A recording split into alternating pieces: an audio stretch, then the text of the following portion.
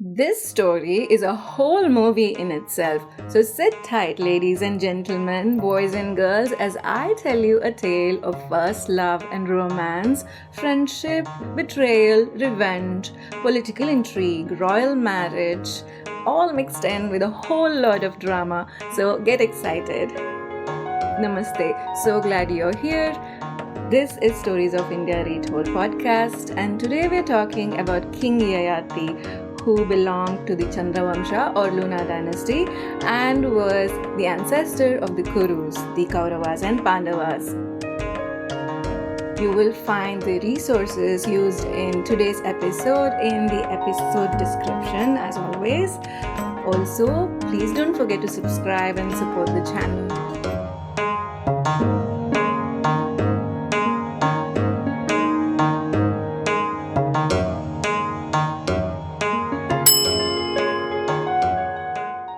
Had you heard of Yayati before today? No, I'm not. I'm not surprised because you don't see Yayati's stories in the core story of the Mahabharata. So why are we talking about him today? Why do an entire episode on Yayati? For many reasons. Mainly because, one, he has the best stories. He was a great king, but he was also deliciously flawed, and that makes for very interesting stories. Two, you can trace a direct line from Yayati to the main protagonists of the Mahabharata, the Kurus, Kauravas and Pandavas, and many others involved in the Kurukshetra war. Three, it was his decision to name his youngest son Puru the heir to the throne that gave rise to the Kaurava dynasty, the Puru dynasty. Under the Puru kings, many advances in power and wealth were made. The Puru kings were also responsible for establishing the capital city of Hastinapura. The Puru dynasty included the Bharatas clan, which history remembers as the most influential clan in ancient Indian history. But what Yayati is most famous for is his obsession with youth and living longer. That part of his story has captured people's imagination for generations. But at the crux of Yayati's issues was his love triangle between his wife Devayani and Sharmishta. And to understand how everything went down, we need to understand what happened between the three of them. And I think that the most efficient way of exploring Yayati's story is through Devayani's story. Her story has three components: her relationship with her romantic interest Kacha, her marriage to Yayati, and her friendship with Sharmishta. So let's start with the story of the woman Yayati married, Devayani, a woman who felt betrayed first by the man she loved, then by the man she married, and then by her friend who later became her slave. Here's what happened. This was a time when the gods and asuras were at war with each other. Asuras are demigods. Some are said to be good, some are said to be bad. And sometimes they are referred to as demons. But here they are a race, and Rishaparva was the king of that group of asuras. They were at war with the gods, and even though the gods were good fighters and better fighters, the asuras were gaining the upper hand. Why? Because Rishaparva, the asura king, had an ace up his sleeve. This was a powerful Brahmana by the name Ushanas or Shukra. Shukracharya was a very powerful man. He had the knowledge of Sanjeevani, which is a knowledge that would bring back people from the dead. Imagine the military might of an army which had access to that kind of power. The gods killed the asuras in large numbers, but Shukra kept reviving them, bringing them back from the dead, making it difficult for the gods to win. Unfortunately for the gods, they didn't have anyone on their side with Shukra's skills. And yes, in this story, the gods are mortals. They die, and that's how it's in the book. So, it's not an exaggeration to say that Shukra was invaluable to Rishaparva. The gods lament the fact that they didn't have anyone on their side who had the knowledge of Sanjeevani.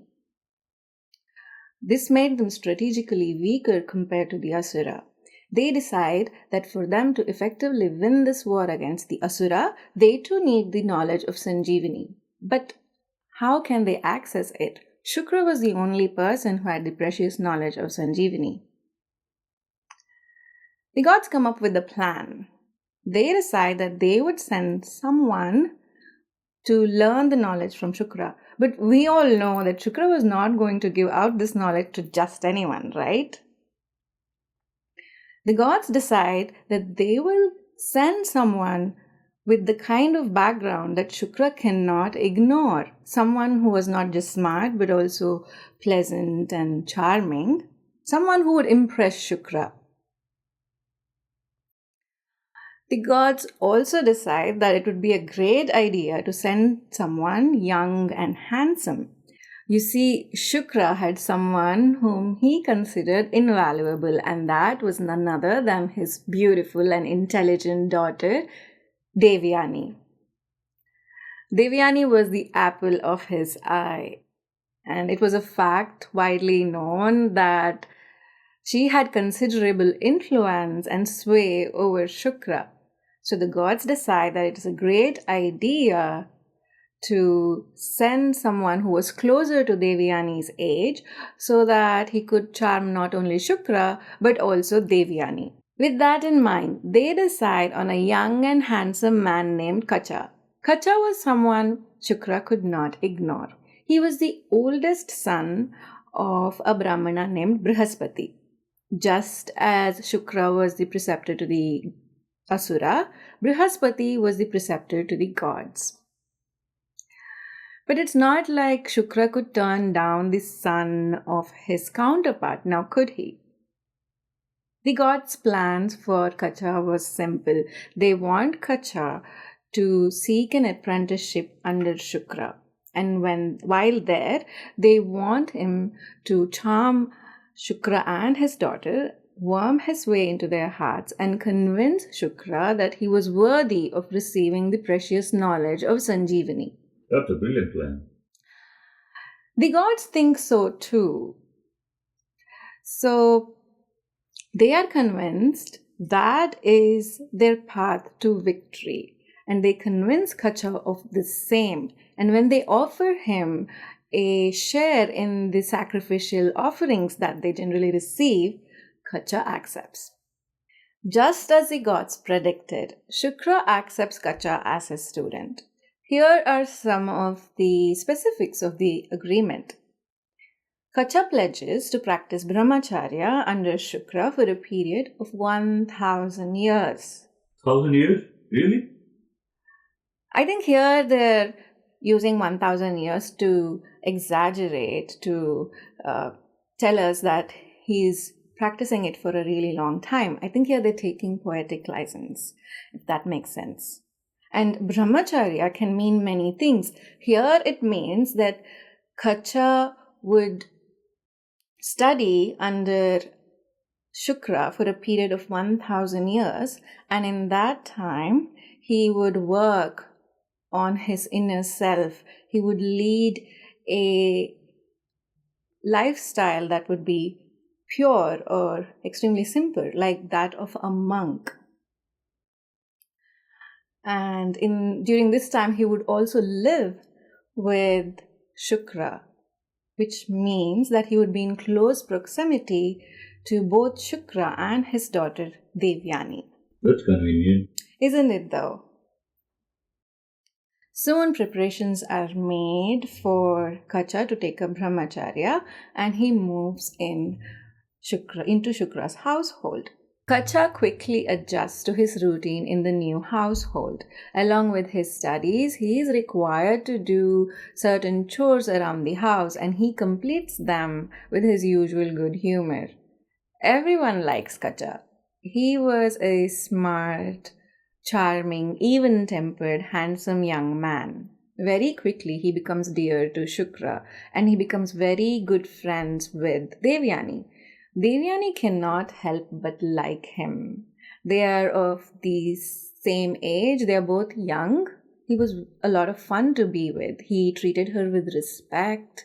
He made sweet gestures of gifts of flowers and fruits. They played musical instruments and sang and danced together in their free time. Sounds like every girl's dream. He does. And even though they were having all this fun, never did Kacha ever forget his vow or lose focus. He was truly a person worthy of Devayani's admiration. And just like that, 500 years of the 1,000-year vow had passed. And just like that, Devayani falls in love with Kacha. To be on the receiving end of Devayani's love was truly a blessing. She saves Kacha's life not once but 2 times. The first time was when the Danavas attacked Kacha when he was in the forest. The Danavas are also demigods, and some of them were aligned with the demons in the war against gods. The Danavas come to know of the fact that Kacha was under Shukra's tutelage and he intended to learn the art of Sanjeevani. The Danavas worried that if that happened, then the gods would have access to the knowledge and they would lose the war. They wanted to make sure to take care of Kacha. They lay in wait for a time when they could attack Kacha, and that time comes when one day they find Kacha all alone in the forest where he had taken the cows to graze. The Danavas attack Kacha, they kill him, and to make sure that Shukra would not be able to resurrect Kacha, they cut Kacha's body into teeny tiny sesame seed sized pieces and feed them to the jackals and wolves. That evening, Devayani is waiting for Kacha to return. She searches for him everywhere, but no signs of him. The cows return without him, the sacrificial fires were not lit. It was one of Kacha's many tasks, and he always completed them diligently. Devayani is concerned. He must have been killed. There is no other explanation, she thinks. She goes to Shukra and shares her concerns. She pleads with him to bring Kacha back. I cannot live without him, she tells. Shukracharya uses his powers to bring Kacha back from the dead. When they ask Kacha what happened, Kacha tells them of the Danavas' attack. Everyone in Shukra's household is shocked.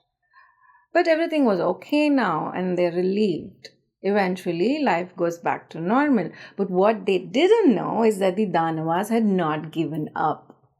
The Danavas lay in wait for another opportunity to attack Kacha. And this time, that opportunity comes when they find Kacha alone in the forest collecting flowers. So they attack Kacha, kill him, burn his body, grind his ashes into powder, and then mix that powder into a container of wine. And then they do something unimaginably cruel. They deliver this wine to Shukra. Tragically, that evening, an unsuspecting Shukra consumes the wine. Meanwhile, Devayani is getting increasingly worried because earlier that day she had sent Kacha to collect flowers from the forest. It was almost night time and he was not back yet. This can't be good, she decides. She shares her concerns with Shukra.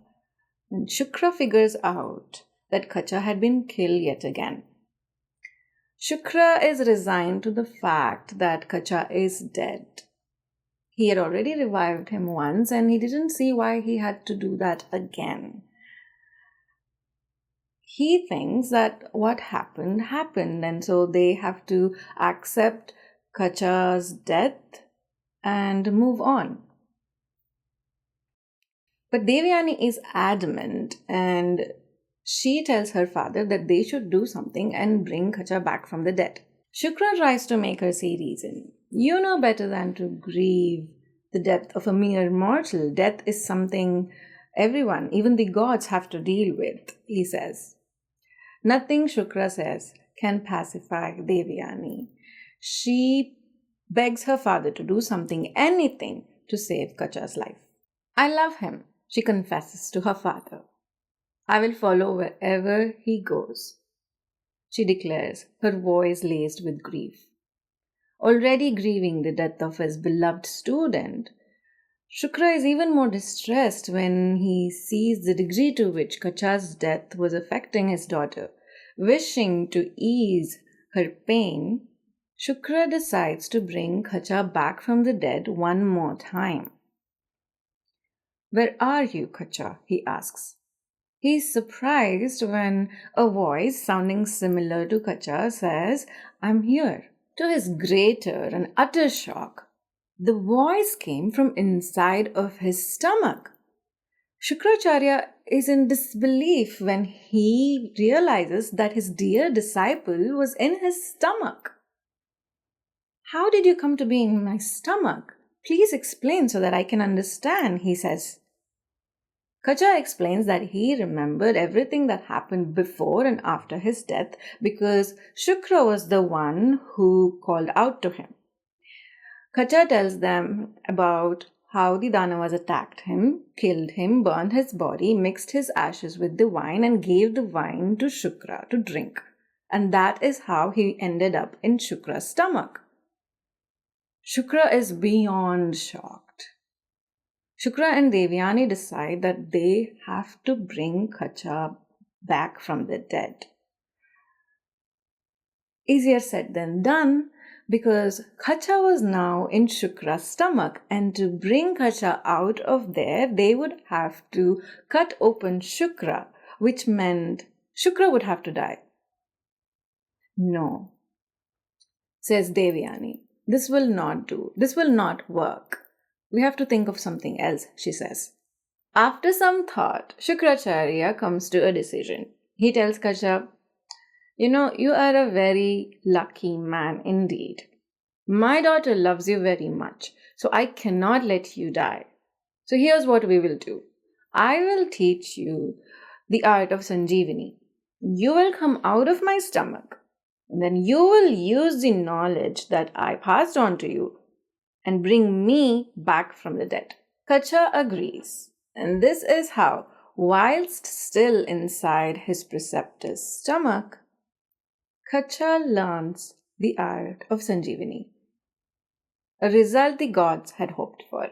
After the knowledge transfer was complete, Kacha comes out of Shukra's stomach.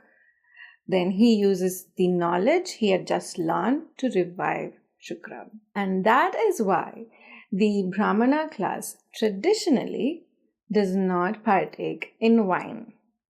Really?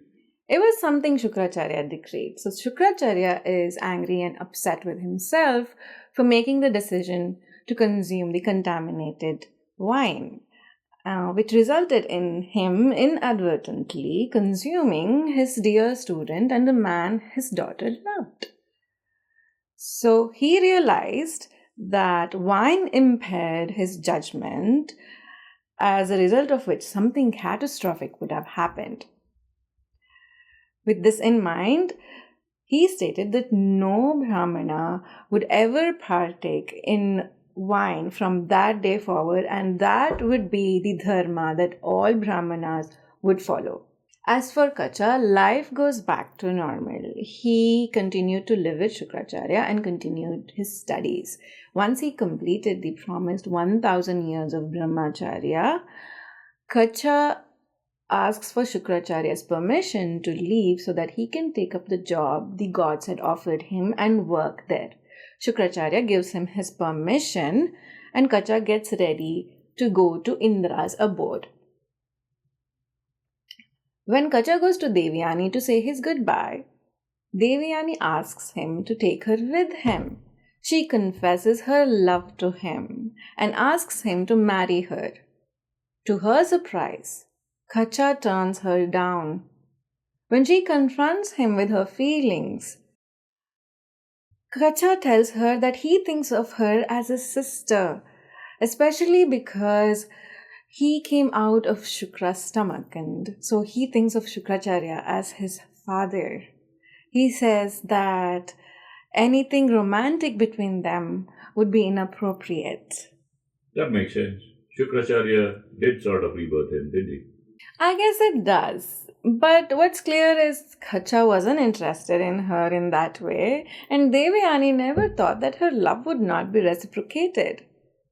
She had always imagined that she and Kacha would eventually marry. Broken-hearted and angry, Devayani lashes out at Kacha. She scolds him, she curses him, she uses really harsh words. Kacha was upset with her. He was not going to take kindly at being cursed at. So he tells Devayani that none of her words or curses would come true because he came from a place of dharma and she did not. And he also curses her. He tells her that no rishi would ever marry her. And that is how the former good friends part with bitter and angry words. But that's not the only friendship Devayani would lose. The daughter of Rishaparva, the man Devayani's father worked for, was also her friend. Her name was Sharmishta. One fine day, Devayani, accompanied by Sharmishta and many of the female companions, go to the beautiful woods. While there, they see a lake and decide that it would be refreshing to have a dip in it. So they all strip and get into the water. They spend a good time there. They play and have a great time. And when they are done, they come out of the lake and find that the clothes that they had neatly piled up by the lake was blown by the wind and was now all in disarray. Quickly, the girls just grab onto the clothes that they could find. Sharmishta also picks up the clothes nearest to her. No big deal, right? Except it was a big deal. What Sharmishta didn't know was that she had picked up clothes that belonged to Devayani. And Devayani was furious. Why? It's complicated. So Sharmishta was the daughter of a king, a person who held an important role in society. But he was an asura. Devayani's father was a Brahmana, a powerful one at that, and that placed him, and by extension Devayani, in the topmost rung of the social ladder. But Devayani's father worked for Sharmishta's father. They were interdependent, as was society in those days. Devayani, it seemed, liked to think that she was superior to Sharmishta, because when she realized that Sharmishta was wearing her clothes, she was furious. She went into a rage. "How dare you, someone who is inferior to me, wear my clothes?" she says. Now, Sharmishta was not about to take the insult lying down. She says, "Well, your father works for my father and does what mine tells him to do. He bows in front of my father with his hands outstretched in front of him to be asking to be paid, just like someone would ask for alms. How are you superior to me? I don't even consider you my equal," she says. Devayani wasn't expecting for Sharmishta to attack her back, so she's shocked. She's still clutching on to the clothes that were in Sharmishta's hands. Sharmishta is angry too, so she pushes Devayani. Unfortunately for Devayani, there was a well behind her. She trips and falls into the well. And Sharmishta just walks away. She does not glance back and goes on her way. He just leaves her to die? Yes, but Devayani isn't dead. You see, the well is empty. But with no one to help her out and no way for her to get out of there on her own, she was stuck in it, well and good. Devayani hopes and prays for someone to come by and rescue her, and her prayers are answered when a young man comes there looking for water. Now, this young man was actually King Yayati, but Devayani doesn't know about that fact in this interaction. Yayati was in the woods hunting, he was thirsty, and he was looking for water. But instead of water, he finds a well dressed, beautiful young woman. Devayani introduces herself and then she asks him to rescue her. She extends out her right hand, which the man grasps and pulls her out of the well. Devayani thanks him. He says goodbye and goes on his way. Devayani walks back home, and somewhere along the way, she finds her friend Gurnika. Quickly, she tells Gurnika what happened and tells Gurnika to go to her father and report to him everything that happened and tell him that Devayani would not step into Rishaparva's city. Shukracharya could not believe his ears when he heard of what happened to his cherished daughter. Quickly, he rushes to where Devayani was and tries to console her. This must be the result of some past bad deeds of yours. It's all over now, he says. But Devayani wasn't in the mood to be pacified. She says that she doesn't care if it was a result of some bad deed of her past, but she could not tolerate this kind of treatment from someone who was supposedly her friend. Are you really someone who begs and asks favors from Rishaparva? She asks. No, her father says vehemently. He says that what he does is important and essential.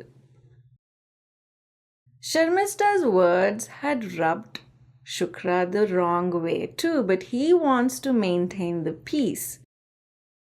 He wished Devayani would act in a more calm and logical manner. He considered anger as a show of weakness. Do not let your pride and anger rule you. Forgive your friend, he urges Devayani. Devayani agrees with her father's wisdom, but she thinks that what Sharmishta did was not something you would want to forgive. In fact, she says that she doesn't even want to live in the same space as Sharmishta and her people. I cannot live in Rishaparva's city any longer. I refuse to live amongst them, she declares. It's not like Shukra was not incensed with Sharmishta and Rishaparva. He was, because first it was the attack on Kacha, and now this. The more Shukra spoke to his daughters, the more he started to see things from her point of view. Finally, he decides to confront Rishaparva. He goes to Rishaparva and he says, I have had enough of you and your antics. I refuse to continue living in your court. Rishaparva panics. His military success depended heavily on Shukracharya's skills.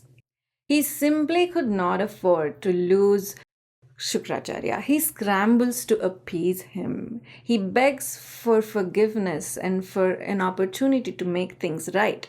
Shukracharya tells him that the person who was wronged was his daughter, and so the matter of forgiveness lay with her. Rishaparva does as Shukracharya suggests. He goes to Devayani and begs for her forgiveness. Now, this is huge. This is a big win for Devayani. Remember, Rishaparva is a king and he was begging for her forgiveness. But that was not enough for Devayani. She was ready to forgive, but her forgiveness would come with a price, a steep price. Devayani makes her demands clear.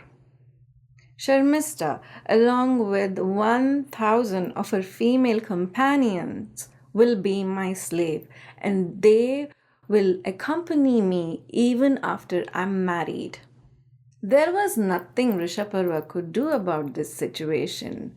His people could not afford to lose someone with Shukracharya's skills, and he was ready to sacrifice his daughter for their cause. And so he simply says, "As you please," and sends for a servant to bring Sharmishta. Sharmishta feels responsible for the whole debacle. Her actions had resulted in consequences for her dear father and their people, and so she was ready to do whatever Devayani wished. To right the wrong Sharmishta did to Devayani by insulting her, pushing her into the well, and almost killing her, Sharmishta begs Devayani's forgiveness. She tells her that she accepts that she is inferior to her and will prove it by being her slave for the rest of her life. Devayani finally accepts Sharmishta's apology, but not before a lot of groveling by Sharmishta. However, she finally agrees to stay in Rishabharma city, and Shukra continues to work in Rishabharma's court. Months and seasons have passed. Sharmishta is now Devayani's slave. One fine day, Devayani, accompanied by Sharmishta and the 1,000 slaves that she had recently inherited, visit the woods. It was the same woods that they'd had this big fight. But Devayani was feeling great today. It was a good day, and she and her entourage were having a lot of fun. They played fun games, ate good food, and drank cooling beverages. And quite serendipitously, Devayani's paths cross with the man who had rescued her from the well. When the man sees all the women, he comes closer, and when he sees the beautiful Devayani, he's interested. But it seems like he doesn't recall her from before because he goes to her and asks for an introduction. Devayani introduces herself. Then she introduces Sharmishta to him. She tells him that this is a friend who is also her slave. And she sort of boasts about the fact that her slave is a royal. Wrong move, because now the man is interested in Sharmishta because he thinks she is also beautiful. He's curious about her, and this annoys Devayani. So she deflects his inquiries and distracts him with questions of her own. She is interested in him. He doesn't seem like an ordinary person. So she asks questions about him. She asks him who he was. That is when the man reveals that he is King Yayati. He tells her that he loves to hunt and often comes to this particular spot, and they talk for a little bit. And then Yayati tells her that it's time for him to go. He says goodbye and he turns to leave when Devayani stops him. "Marry me," she tells him. At first, Yayati refuses. He tells her that they cannot marry because she is the daughter of a Brahmana and he was a Kshatriya. Yayati tells her that he doesn't think he is worthy of her. But Devayani tells him that Brahmana Kshatriya marriages were completely acceptable and they happened all the time. Besides, she says it's just technicality because he can also be called a rishi because he was highly educated. Also, she adds that because he pulled her out of the well by holding on to her right hand, it was only appropriate that he married her. What does that mean? Well, I think she's referring to the fact that in the Vedic wedding ceremony, the groom holds on to the bride by her right hand to walk around the sacrificial fire. I think she's trying to say that it is symbolic. And you will see this kind of talk a lot in the book. You held my right hand, ergo, we should get married. So Yayati tries his best to dissuade her. He worries that her father won't be okay with the marriage. He's frightened that her father, the powerful Brahmana that he is, might curse him if he ever, even unwittingly, earned his displeasure. And this sentiment will prove to be prophetic. Devayani shoots down every one of his concerns. At last, Yayati relents. If your father agrees to this, I will marry you, he says.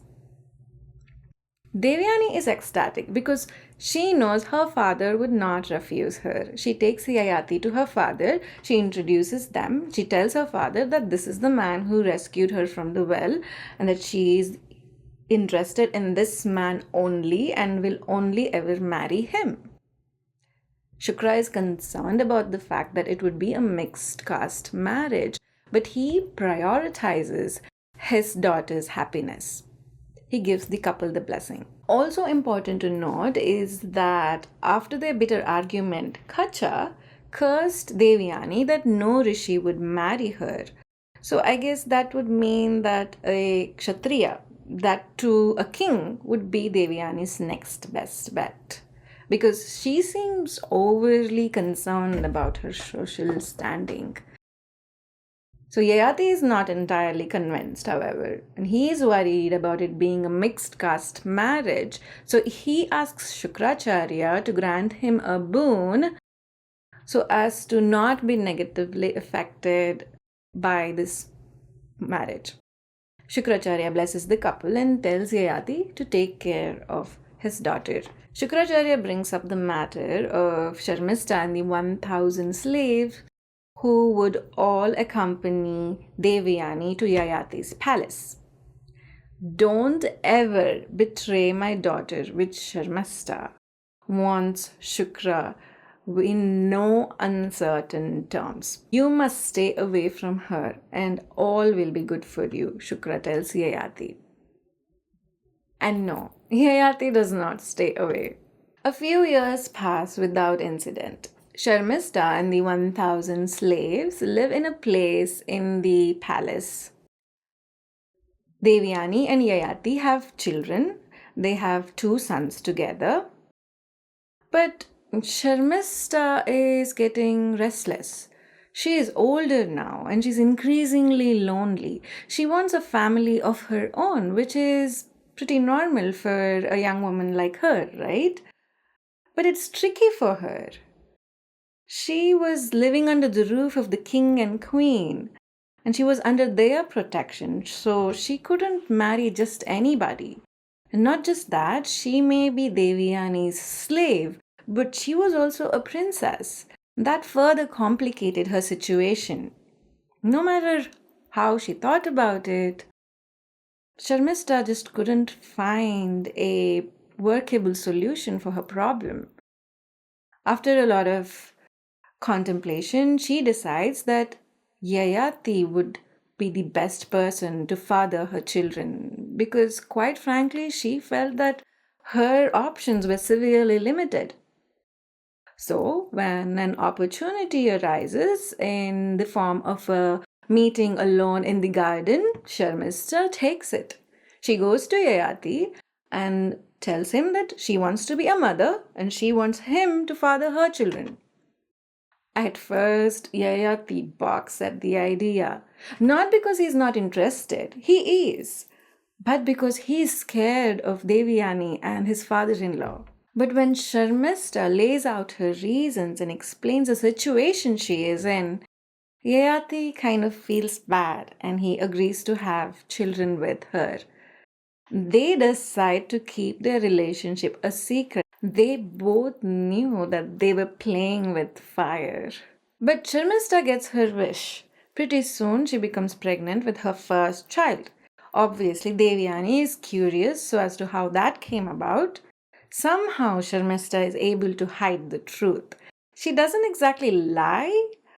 She says something like, I met with a learned man and he granted me a boon, and that's how I'm pregnant now.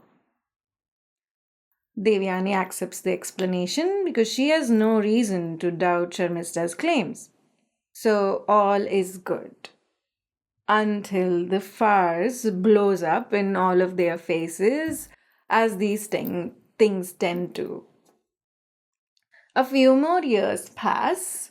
Devayani is living in blissful ignorance. Sharmista has two more sons, so she has three sons with Yayati now.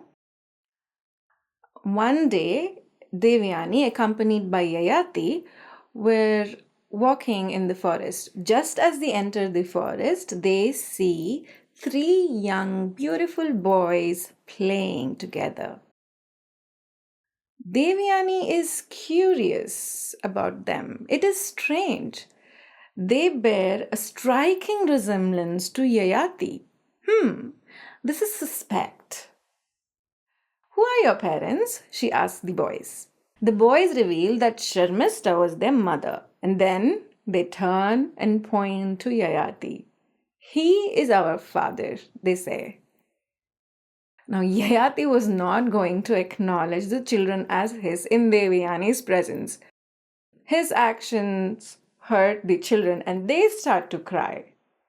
Now, looking at the kids' reactions, Devayani figures out that they speak the truth. Devayani is spitting mad. She rushes to Sharmista and starts to attack her. She says, You are my slave, and yet you act so treacherously. You are finally showing your true colors as the Asuri you really are. You have no concept of Dharma, she tells her.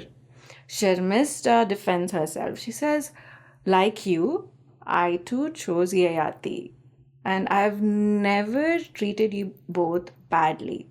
Where is the wrong in that? I have not gone against my Dharma, she insists. Devayani is beyond furious. She doesn't even want to share the same space as Sharmista at this point. She walks away. Yayati is anxious what Devayani will do in her anger. He tries to pacify her, he tries to calm her down, but she is not listening. She goes to her father and reports what happened. So Shukra summons Yayati and confronts him about what happened.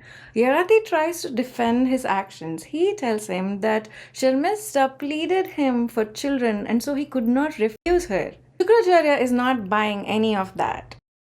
He was not about to let Yayati go easily because of all the betrayal and lies. So he curses Yayati. According to which, Yayati would immediately lose his youth and turn into an old man. Yayati isn't ready to accept the curse. He isn't ready to let go of his youth. There's so much to do and so many pleasures to be had when one was young. And he wasn't ready to give up this lifestyle yet. He pleads with Shukracharya for mercy. He tells Shukracharya that he wants to spend more time with Devayani. Eventually, Shukracharya relents. But as we've spoken about in this podcast, you cannot cancel a curse. So Shukracharya suggests a workaround. So he says he'll allow Yayati to transfer the curse of the old age to someone else. So basically, Yayati had to find another person who would willingly take on the curse of old age in Yayati's stead. Yayati realizes that this is the best he can get. But he makes another deal with his father-in-law. He asks to be granted a boon that whichever son of his agrees to take on the curse of old age would be made the heir to the throne and he would rule successfully. Shukracharya agrees. Determined to hold on to his precious youth, Yayati approaches his sons, both from Devayani and Sharmista. My old age for your youth, he says. His two sons from Devayani, Yadu and Turvasu, and his first two sons from Sharmista, Druhyu and Anu. refuse their father's request. They complain about the difficulties one faces in old age, the dulling of senses due to old age. Yayati does not take kindly to being turned down. He believes that the burden of fulfilling a father's wishes and desires falls on his son, a belief still prominent amongst the majority in our culture, and as you can see, a belief that goes back thousands of years. He curses all of his sons, saying that their lineages, and the people they rule would experience suffering. That's quite harsh. Yes, and all but one son of his gets cursed by Yayati. His youngest son by Sharmishta, Puru, agrees to exchange his youth for his father's old age. Yayati is happy. He tells Puru that he would give him his youth back after 1000 years. Yayati also promises Puru the throne. With his youth back, Yayati lives his life to the fullest for the next 1000 years. Even as he is living life the way he liked and wanted, he was still acutely aware of the passing time. His time of living as a young man would come to an end soon, and Yayati struggled with the fact that he had to embrace old age. A struggle every man and woman would have to face should they be lucky to live that long. It was true then, and it is true now. Nevertheless, when the 1000 years had passed and the time came for him to give Puru back his youth, Yayati does so gracefully. He thanks Puru for the wonderful gift he had bestowed upon him, and he praises Puru for his unselfish act. As promised, Yayati names Puru as his heir, and this causes an uproar all over the kingdom. How can the king pass over his older sons? Everyone asks. Yayati quite passionately defends his decision, but what earns him his people's acceptance was the fact that Shukracharya was the one who granted him the boon that the son who would accept the curse would inherit the throne. So Puru was made king. As for Yayati's other sons, they inherited smaller tribes. Puru's descendants successfully ruled the kingdom after him, and they are called Kauravas. Similarly, Yadu's descendants are called Yadavas, and the most famous Yadava has to be Lord Krishna. Turuvasa's descendants are called Yavanas, Druhyu's descendants are called Bhojas, and Anu's descendants are called Mlechas. All of the group who would, generations later, fight each other in the Kurukshetra war. After instating his beloved son Puru on the throne, the old king Yayati goes to the forest to live a life of an ascetic, where he lives a simple and rigid life spent in contemplation, and he lives only on fruits and roots he would find in the area. He lived like this till he reached the end of his life and finally entered heaven. His entry into heaven was said to be because of all the various good deeds he performed when he was alive. He ruled as a good king. He took care of his subjects and he protected them. Most of all, he was blessed due to his part in the establishment of the Puru lineage. And you'd think that that was the end of Yayati's story. It's not, because it seems like Yayati just couldn't stop himself from getting into heaps of trouble. Even after his death, Yayati gets in trouble in his afterlife. No way. Yes, way. One day, when in the heavens, Yayati brags to Indra about his superiority and the great number of sacrifices he had conducted. Indra is annoyed and angry at Yayati's arrogance, and he decides to throw Yayati out of heaven. Yayati pleads with Indra to be at least sent amidst the righteous. Indra agrees. So Yayati is thrown out of heaven. He falls from heaven, and just as promised by Indra, he falls amidst the righteous. And in this case, that is his descendant and grandson, King Astaka. Now, Astaka is pleased with his meeting with his grandfather because they discuss various topics like life, birth, death, afterlife, rebirth, and moksha. He wants to help Yayati. He realizes there is a way because his merits and that of his brothers also belonged to Yayati.